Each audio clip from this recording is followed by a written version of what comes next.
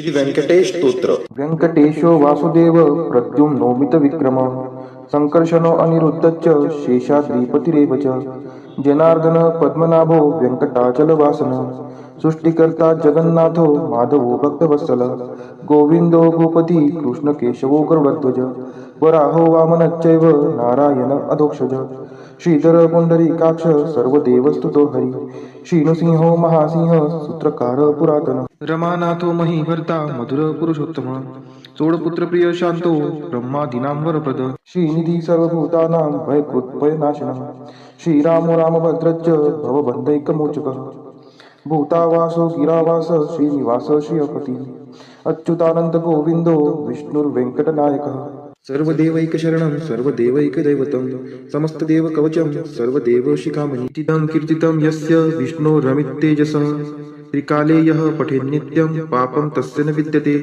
राजद्वारे पठेद्घोरे संग्रामे रिपुसङ्कटे भूतसर्पपिशाचादि भयं नास्ति कदाचन अपुत्रो लभते पुत्रान् निर्धनो धनवान् भवेत् रोगार्तो मुच्यते रोगात् बद्धो मुच्येत बन्धनात् यद्यदिष्टितमं लोके तत्तत् प्राप्नोत्य संशयः ऐश्वर्यराजसम्मानं भक्तिमुक्तिफलप्रदं विष्णोर्लोकैकसोपानं सर्वदुःखैकनाशनं सर्वैश्वर्यप्रदं नृणां सर्वमङ्गलकारकं मायावी परमानन्दं त्यक्त्वा व्यङ्कटमुत्तमं स्वामी पुष्करिणीतीरे रमया सह मोदते कल्याणाद्भुतगात्राय कामितार्थप्रदायिने श्रीमद्वेङ्कटनाथाय श्रीनिवासाय ते नमः वेङ्कटाद्रिसमं स्थानं ब्रह्माण्डे नास्ति किञ्चन वेङ्कटेशसमो देवो न भूतो न भविष्यति इति ब्रह्माण्डपुराणे ब्रह्मनारद संवादे श्री वेंकट स्तोत्रम संपूर्ण श्री सुक्त हरि ओम हिरण्यवर्णां हरिणीं सुवर्णरजतस्त्रजां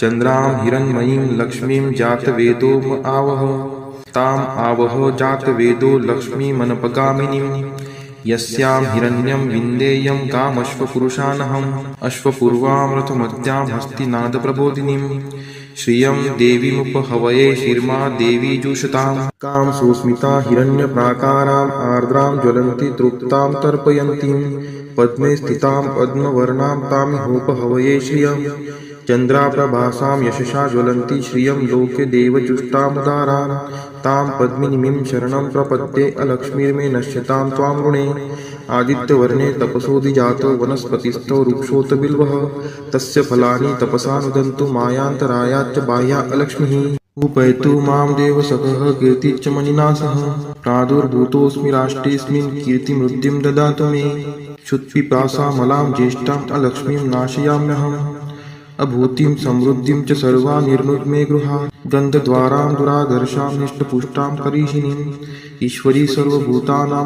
तामिहोपहवये श्रियं मनसः काममाकुतिं वाचः सत्यमशीमहि पशूनां रूपमन्नस्य मयि श्रीश्रयतां यशः कर्दमेन प्रजावृता मयि सम्भवकर्दम श्रियं वासय मे कुले मातरं पद्ममालिनीम् आपः स्रजन्तु स्निग्धानि चिक्लितवसमे गृहे नीचदेवीं मातरं श्रियं वासय मे कुले आर्द्रा यः करणीं यष्टिं सुवर्णां हेमालिनीं सूर्यां हिरण्मयीं लक्ष्मीं जातवेदोम आवह आर्द्रां पुष्करिणीं पुष्टिं पिङ्गलां पद्ममालिनीं चन्द्रां हिरण्मयीं लक्ष्मीं जातवेदोम आवह ताम् आवह जातवेदो लक्ष्मीमनपगामिनीं यस्यां हिरण्यं प्रभूतं गावो दासोऽश्वान् विन्देयं पुरुषानहम् यः शुचिः प्रयतो भूत्वा जुहुयादाज्य मन्वहं सुक्तं पञ्चदशर्चं च श्रीकामः सततं जपेत् फलश्रुति पद्मानने पद्म उरु पद्माक्षि पद्मसंभवे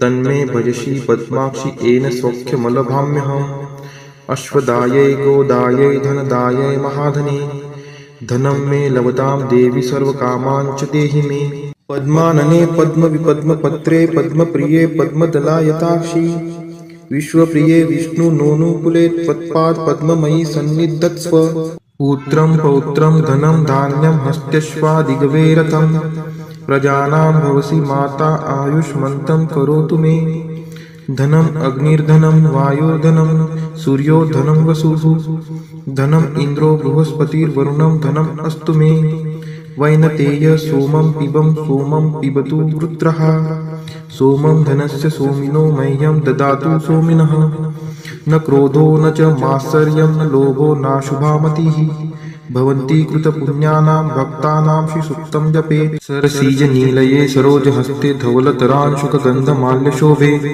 भगवती हरिवल्लभे मनोज्ञे त्रिभुवनभूतिकरी प्रसीद मह्यम् विष्णुपतिं क्षमां देवीं माधवीं माधवप्रियां लक्ष्मीं प्रियसखीं देवी नामाम्यच्युतवल्लभां महालक्ष्मी च विद्महे विष्णुपत्नी च धीमहि तन्नो लक्ष्मीः प्रचोदयात् श्रीवर्चस्वम् आयुष्यम् आरोग्यमाविदात् शोभमानं महीयते धान्यं धनं पशुं बहुपुत्रलाभं शतसंवत्सरं दीर्घमायुः इति श्रीसूक्तम्। ॐ महालक्ष्मी च विद्महे विष्णुपत्नी च धीमहि तन्नो लक्ष्मी प्रचोदयात्।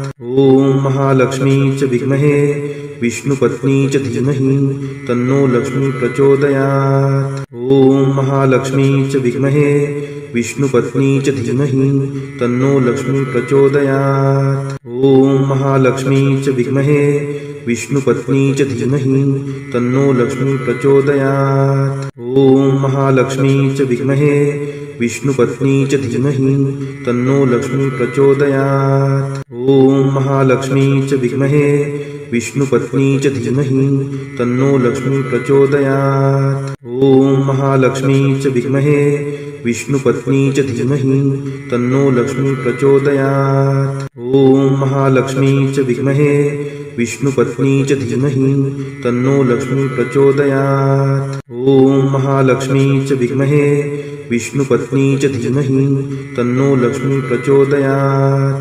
ॐ महालक्ष्मी च विद्महे विष्णुपत्नी च धीमहि तन्नो लक्ष्मी प्रचोदयात्। ॐ महालक्ष्मी च विद्महे विष्णुपत्नी च धीमहि तन्नो लक्ष्मी प्रचोदयात्।